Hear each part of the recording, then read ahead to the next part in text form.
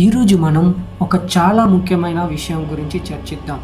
3i atlas అంటూ వస్తున్న Interstellar object వెనుక ఉన్న నిజాలేంటో తెలుసుకుందాం. ముందుగా మన ఛానల్‌ని సబ్స్క్రైబ్ చేయండి. భూమిపై మన జీవితానికి ఒక ఫైనల్ డేట్ ఉంది.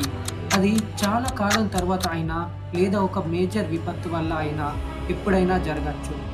ఒకరే ఒక చోట మనం కాన్సంట్రేట్‌గా లేకపోవడం వల్ల ఒక న్యూక్లియర్ వార్, ఒక డెడ్లీ వైరస్ లేదా ఒక పెద్ద ఆస్ట్రాయిడ్ దాడి వల్ల మనమందరం అంతరించిపోవచ్చు.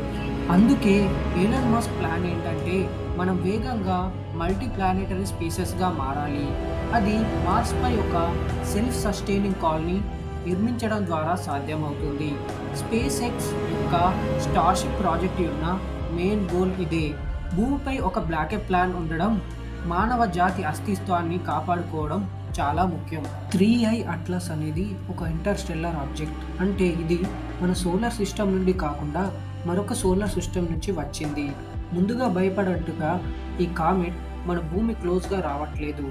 నాసా మరియు యూరోపియన్ స్పేస్ ఏజెన్సీ అధికారులు ఇచ్చిన సమాచారం ప్రకారం ఇది మన భూమి నుండి 1.8 ఆస్ట్రోనామికల్ యూనిట్స్ దూరం నుండి సేఫ్టీగా ప్రయాణిస్తుంది.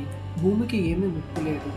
కానీ హార్వర్డ్ యూనివర్సిటీకి చెందిన డాక్టర్ అవి లోయబ్ లాంటి కొందరు ఆస్ట్రోఫిజిక్స్ మాత్రం ఇది ఒక ఏలియన్ టెక్నాలజీ వాళ్ళు నిర్మించిన క్రాఫ్ట్ అయి ఉండొచ్చు అని కాంట్రవర్షియల్ థియరీని ప్రకటించారు.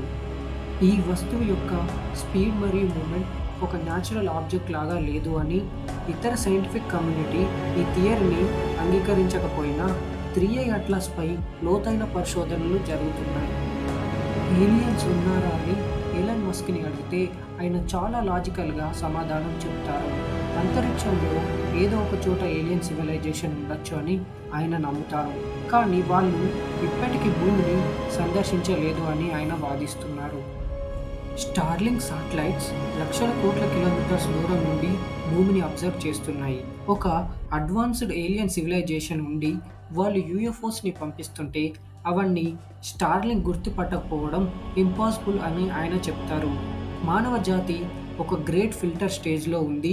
మనం అంతరించిపోకుండా కాపాడుకోవాలనేది మాస్క్ యొక్క గోల్. మార్స్‌కి వెళ్ళినప్పుడు మనకు చనిపోయిన ఏలియన్ సివిలైజేషన్ యొక్క స్థిలాలు దొరకొచ్చని ఆయన చెప్తున్నారు. సరే మరి కంక్లూజన్ ఏంటంటే 3i అట్లాస్ వల్ల ఇప్పటికీ మనకు భయం లేదు. కానీ ఎలాన్ మస్క్ చెప్పిన లాంగ్ టర్మ్ రిస్క్‌ని మాత్రం గుర్తించాలి. మన తర్వాత ఫ్యూచర్ ఆఫ్ హ్యుమానిటీ కోసం అంతరిక్ష యాత్రలు మరియు మార్స్ కాలనీ అవసరమేంటో ఆలోచించండి. ఈ వీడియో మీకు నచ్చినట్లయితే మీ ఫ్రెండ్స్, ఫ్యామిలీకి షేర్ చేసి కామెంట్ బాక్స్‌లో తెలియజేయండి. Thank you.